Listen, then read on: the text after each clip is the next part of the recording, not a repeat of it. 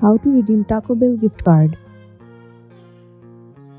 The very first thing you wanna do is to head over to any of the web browser. Let me head over to Google Chrome. Once you are in here, in the search bar, search for tacobell.com. It will land you on this official page of Taco Bell.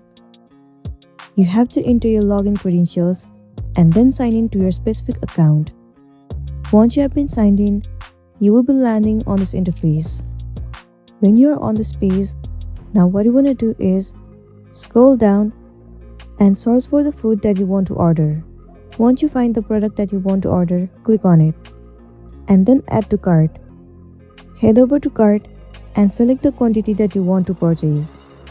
Once you have selected the quantity, now what you want to do is enter your shipping address and other contact information. After that, click on checkout. Once you click on checkout, you will see the option where it says gift card. All you want to do is click on it and then enter your gift card number. Also, you have to enter the security PIN. Once you have entered both of them, click on apply and then it will be redeemed successfully. So that's it, and this is simply how you can redeem Taco Bell gift card. I really hope this video is going to be helpful for you. Thank you for watching it till the end.